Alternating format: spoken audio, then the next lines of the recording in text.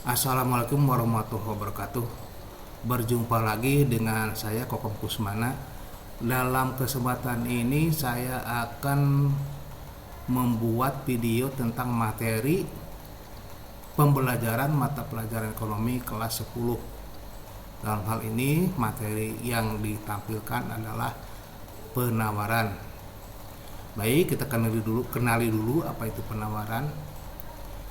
Penawaran adalah jumlah barang yang ditawarkan oleh penjual pada berbagai tingkat harga tertentu dan periode tertentu pada pasar tertentu. Bisa dilihat di sini bahwa penawaran itu adalah yang ditawarkan harganya tertentu dan pada kesempatan tertentu.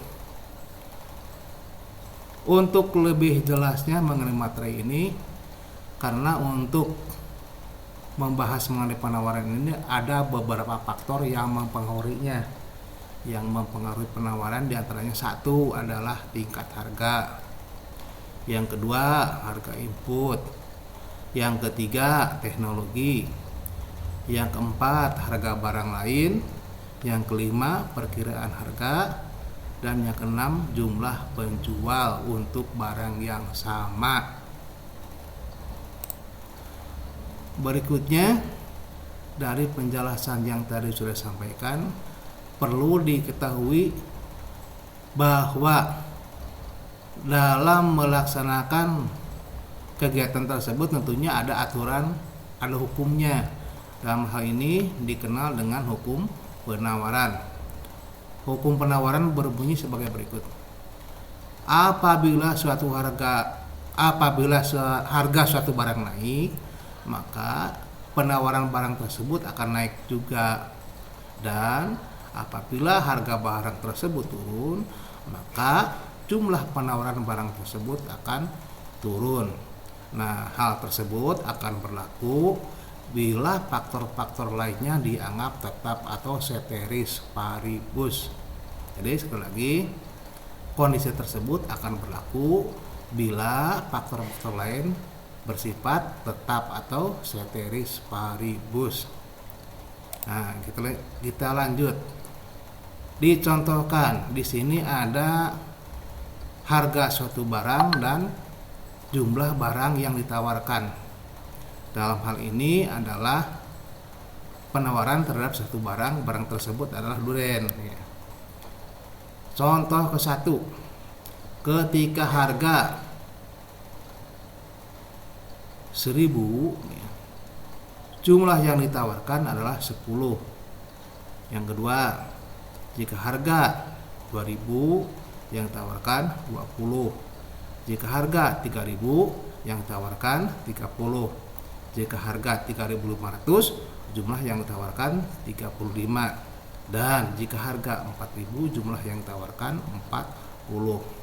Di sini bisa disimpulkan, bisa diperhatikan bahwa kenaikan harga barang tersebut dari 1.000, 2.000, 3.000, 3.400 sampai 4.000 diikuti dengan kenaikan jumlah barang yang ditawarkan mulai dari 10, 20, 30, 35, dan 40. Bisa disimpulkan bahwa hubungan antara tingkat harga dengan jumlah yang ditawarkan adalah positif atau searah. Semakin naik harganya, semakin banyak juga jumlah barang yang ditawarkan.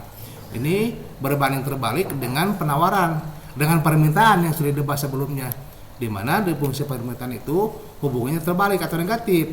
Semakin tinggi harga, maka semakin sedikit jumlah yang diminta, gitu ya. Nah, dalam hal ini untuk kasus penawaran, maka hubungan antara harga dengan penawaran bersifat positif atau searah. Baik, kita lanjutkan lagi ke berikutnya ya. Dalam hal ini adalah bagaimana caranya dari soal tabel tadi dibuatkan kurvanya. Nah, kurva penawaran. Jadi sebagai implementasi dari soal tadi, dari tabel ini. Maka kalau ini dibuatkan kurvanya atau grafiknya, maka akan berbentuk seperti ini. Kita lihat kondisi pertama. Pada saat harga 1000, jumlah yang ditawarkan 10. Maka di sini koordinatnya di sini. Nah, di mana yang vertikal itu simbol dari harga atau price, sedangkan yang horizontal atau mendatar adalah key atau jumlah barang yang ditawarkan. Jika harga 1000, jumlah yang ditawarkannya 10. Nah, di titik ini koordinatnya. Terus harga naik 2000, maka koordinatnya di sini, di mana harganya 2000, jumlah barang yang ditawarkannya 20. Terus harga naik jadi 3000, jumlah barang yang ditawarkannya 30. Nah, di titik-titik ini ya. Nah, ini koordinatnya. Terus ketika harga 4000, yang ditawarkan 35. Harga 5000, yang ditawarkannya 40. Nah, titik-titik koordinat ini ya, kalau dibuatkan garis lurus merupakan kurva penawaran atau supply. Dalam hal ini garisnya berbentuk garis lurus. Kenapa? Karena variabelnya berpangkat 1. Jadi berbentuk garis lurus. Untuk lebih jelasnya mengenai fungsi permintaan atau fungsi penawaran, menentukan fungsi penawaran sebagai berikut.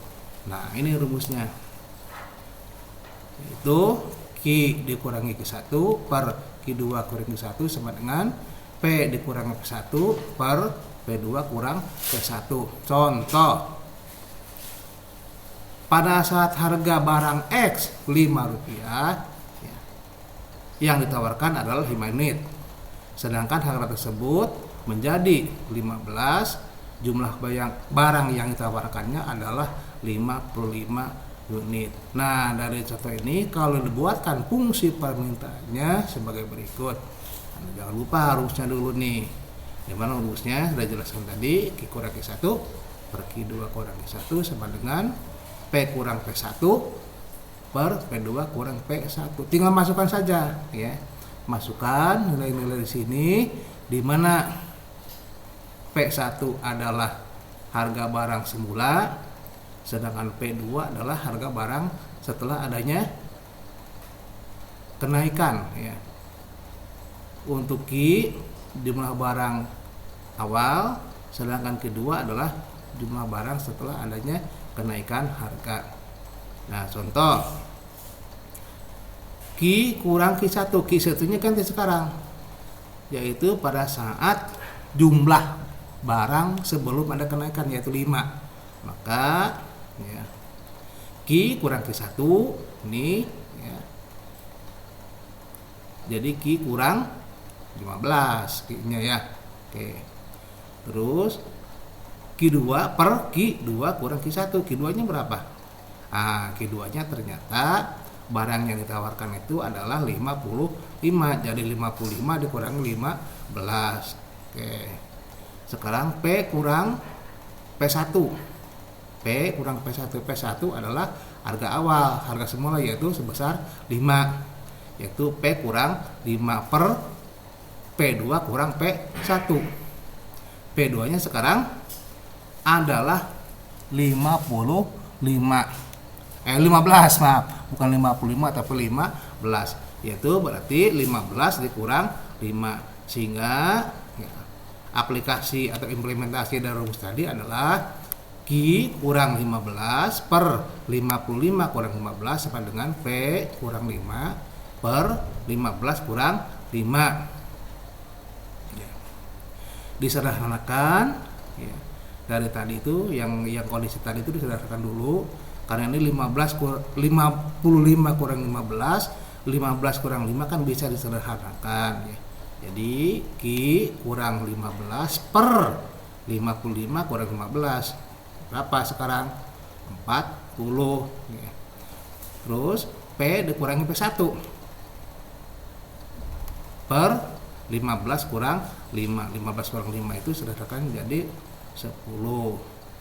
Nah, setelah terbentuk ini, selanjutnya adalah dikali silang antara kiri atas dan kanan bawah, kiri bawah kali ke kanan atas.